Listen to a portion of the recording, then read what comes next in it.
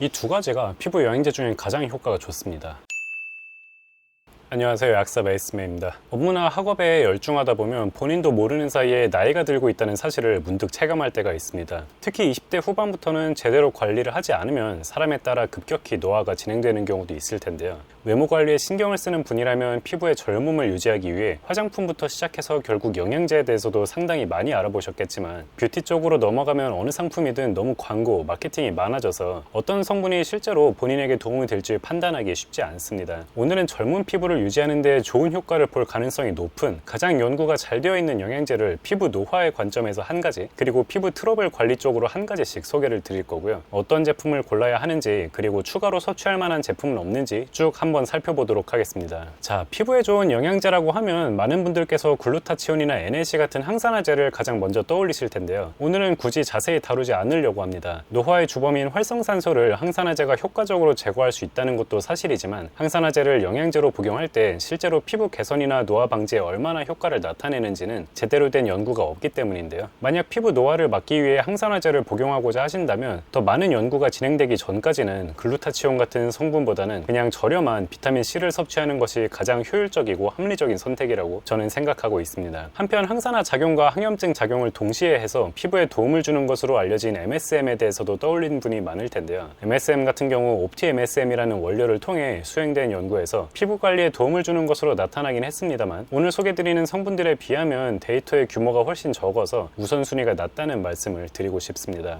오늘은 이런 성분들보다는 피부 관리에 조금 더 직접적인, 더 높은 수준의 임상적 근거가 있는 성분들이고요. 어떻게 보면 굉장히 기본적인 성분일 수도 있겠지만, 다른 검증이 덜 된 성분을 먼저 시도하기보다 기본에 충실한 성분을 우선적으로 선택해야 한다는 것이 오늘의 메시지라고 생각해 주시면 좋겠습니다. 그리고 유명한 성분들인 만큼 제품도 워낙 다양해서 제가 그 중에서 어떤 제품을 선택하는지 그 방법론적인 부분에 주목하신다면 오늘 소개드리는 제품뿐 아니라 추후에 어떤 성분을 구매하든 큰 도움이 되겠습니다. 자, 첫 번째 성분은 피부 주름을 개선하고 노화를 지연시켜 줄 수 있는 바로 콜라겐입니다. 콜라겐은 우리 피부의 탄력에 필요한 구조를 유지해주는 기둥이라고 이해하시면 좋은데, 노화가 진행될수록 우리 몸에 감소하는 콜라겐을 영양제로 보충해주는 개념입니다. 콜라겐의 효과에 대해서는 논란이 꽤 있어요. 어차피 장에서 모두 분해된 뒤에 흡수되는데 무슨 의미가 있냐, 그냥 단백질을 먹는 것과 무엇이 다르냐 하는 의견부터 콜라겐의 효과가 입증된 논문이 대부분 후원을 통해 진행되었다는 점을 많은 전문가께서 지적하고 있습니다. 저도 충분한 단백질을 이미 섭취하고 계신 분께서는 콜라겐을 섭취하는 게 큰 의미가 없다는 생각이긴 합니다만, 아미노산 구성이 잘 갖춰진 양질의 단백질을 제대로 섭취하는 사람은 생각보다 많지 않습니다. 콜라겐 영양제는 우리 몸의 콜라겐 생성에 가장 필요한 아미노산을 직접적으로 풍부하게 공급하는 데 그 의의가 있는 거예요. 같은 이유로 맥주 효모나 MPS가 탈모 회복에 도움이 되는 것은 여기에 발모에 필요한 영양소가 풍부하게 들어있기 때문이고, 이미 다른 소스로부터 충분히 영양을 공급받는 분이라면 탈모 완화에 별 도움이 안 되겠죠. 하지만 생각보다 모든 영양소를 충분히 섭취하는 사람이 많지 않아서 많은 사람들이 맥주 효모나 MPS로 발모 효과를 누리고 있고, 콜라겐을 섭취함으로써 피부 탄력을 개선할 수 있는 것입니다.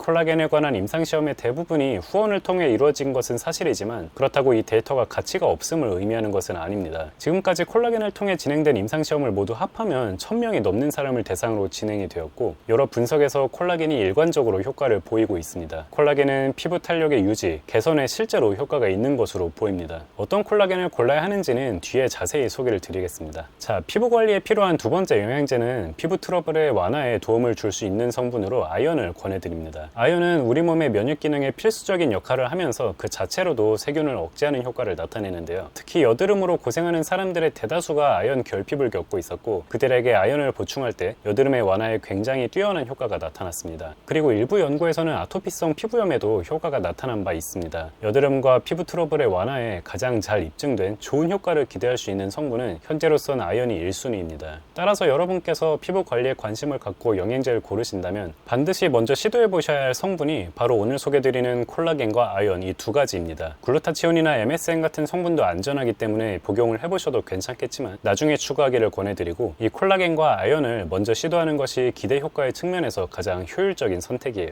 자, 이제 더 중요한 내용이 될 텐데 바로 제품 구매 방법과 복용법을 소개드리도록 하겠습니다. 콜라겐과 아연 모두 제가 늘 드리는 이야기처럼 직구를 먼저 하기보다 품질 관리 규제가 더 철저한 우리나라에서 정식으로 허가받아 판매되는 제품을 먼저 시도하시길 권해드립니다. 콜라겐입니다. 콜라겐은 식약처로부터 건강기능식품으로 인정받은 몇몇 제품들이 있는데 이 중에서 고르는 편이 낫겠죠. 여기 나와 있는 원료들 중 한 가지의 이름이 제품 케이스에 그 기능성과 함께 표기되어 있는 제품인지 먼저 확인하시기 바랍니다. 이런 제품들은 콜라겐의 함량과 그 사용된 원료의 종류까지 모두 식약처에서 지정한 범위 내에서만 사용을 해야 하기 때문에 제품의 함량이 부족하거나 저품질의 원료가 사용될 가능성을 아예 배제할 수 있습니다. 좋은 품질의 콜라겐을 고르는 가장 쉬운 방법입니다. 한편 아직도 시중에 많은 콜라겐들이 건강기능식품이 아니라 식품 등급으로 판매되고 있고, 건강기능식품 등급에서도 식약처에서 인정하지 않는 콜라겐을 사용해서 콜라겐의 기능성이 빠져있는 그런 제품들도 있는데요. 이런 제품이라고 해서 반드시 품질이 더 떨어진다는 이야기는 아니고, 오히려 더 좋은 원료를 사용한 제품이 있을 수 있지만 이런 디테일은 소비자가 확인하는 것이 거의 불가능합니다. 따라서 그냥 기능성 원료로 인정된 콜라겐이 포함된 건강기능식품을 고르길 권해드립니다. 그런데 만약에 해외에 거주하거나 어떤 특별한 이유로 직구 제품을 찾으시는 분도 있을 텐데요. 미국 제품 같은 경우 FDA에서 품질을 검증해주지 않기 때문에 품질 확인을 위해 반드시 컨슈머랩이나 랩도어 같은 사이트에서 품질이 확인된 제품을 고르시는 편이 좋겠죠. 특히 어떤 제품은 카드뮴이 기준 이상으로 발견되기도 했으니 주의하셔야겠습니다. 컨슈머랩에서 권장하는 제품들은 베리솔이라는 브랜드의 원료를 사용한 제품들인데, 콜라겐의 피부에 관한 대부분의 긍정적인 임상 데이터가 이 베리솔이라는 콜라겐을 통해 진행되었다고 해요. 그래서 저도 직구 콜라겐을 만약 이용하신다면 이 컨슈머랩의 데이터가 있고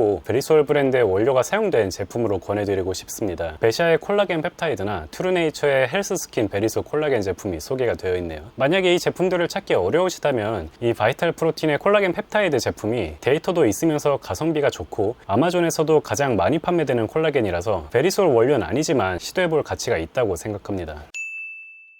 콜라겐은 안전한 성분이고 알려져 있는 상호작용도 없습니다. 식전이든 식후든 큰 관계없이 섭취해도 괜찮고요. 가능하면 하루에 콜라겐으로서 2g 이상은 섭취하시면 좋고요. 잘 검증된 이야기는 아니지만 최대한의 효과를 내려면 빈속에 섭취하라는 의견도 있으니 참고하시기 바랍니다. 자, 아연은 우리나라에도 꽤 좋은 제품들이 많은데요. 먼저 소개해드리고 싶은 것은 징키스틴이라는 의약품 아연입니다. 가격이 꽤 나가긴 합니다만 히스티딘이라는 아미노산으로 킬레이트된 제품이라서 높은 흡수율과 적은 부작용을 기대할 수 있어서 아연의 효과를 빠르게 체험하고자 하신다면 좋은 선택이 되겠습니다. 의약품인 만큼 제조 과정이나 원료로부터 오는 품질의 하자 우려도 가장 적다고 볼 수 있습니다. 이 제품을 구하기 어렵거나 가격이 부담되는 분도 많을 텐데요. 이런 경우에는 건강기능식품으로 나오는 아연 중에 건조 효모로부터 추출한 아연을 시도해 보시길 권해드립니다. 효모에 결합된 아연은 일반적인 글루콘산 아연보다 흡수율이 높다는 데이터도 있고 가격적으로도 꽤 괜찮습니다. 브랜드는 크게 중요하지 않고 건강기능식품으로 인증된 제품 중에 건조 효모 원료를 사용한 제품이라면 어떤 것을 섭취하셔도 문제가 없습니다. 만약에 해외에 거주하시는 분이라면 컨슈머랩에 데이터가 있는 제품 중에 흡수율이 높으면서 함량은 너무 높지 않은 나우푸드의 L 옵티징크 제품이나 쏜 리서치의 징크 피콜리네이트 아니면 비타코스트의 킬레이티드 징크 제품 중에 선택을 하시면 되겠습니다. 아연은 복용법에 상당히 주의하셔야 하는데 많은 국가들이 하루에 50mg의 아연을 상한량으로 정해서 많은 제품들이 50mg이나 되는 고함량의 아연을 내놓고 있고 또 많은 사람들이 이것을 복용하고 계시죠. 근데 50mg의 아연은 우리에게 아주 쉽게 속쓰림을 비롯한 다양한 부작용을 일으켜서 2주 이상은 연속으로 드시지 않기를 권해드리는 용량입니다. 아연을 꾸준히 드시려면 10mg에서 30mg 내외로 복용하길 권해드리고 유지 목적으로는 하루에 10mg 정도를, 피부 트러블 완화와 같은 효과를 누리시려면 하루에 30mg으로 복용을 하시면 되겠습니다. 어떤 항생제를 복용 중인 분이나 고용량의 칼슘이나 마그네슘을 섭취 중인 분께서는 서로의 흡수를 저해할 수 있어서 2시간 이상 간격을 두고 섭취하길 바랍니다. 자, 콜라겐과 아연 제품에 대해 살펴보았는데요. 여기에서 만약에 피부에 조금 더 도움이 되는 제품을 찾길 원하신다면 제가 예전에 다뤘던 여드름 영양제 영상이나 피부 주름 영양제 영상을 통해서 어떤 제품이 실제로 효과가 있을지 한번 찾아보시면 좋을 것 같고요. 어떤 특별한 효과를 기대하는 것이 아니라 그냥 혹시 모를 관리 차원에서 드실 만한 성분으로는 가성비가 좋은 비타민C 정도를 추가하는 것이 가장 효율적인 선택이라고 생각합니다. 비타민C는 약국에 저렴하고 품질이 좋은 의약품 제품이 있으니 그쪽으로 먼저 선택하시면 되겠습니다. 자, 오늘 내용은 여기까지고요. 도움이 되셨다면 구독과 좋아요 그리고 알람 설정 부탁드립니다. 감사합니다.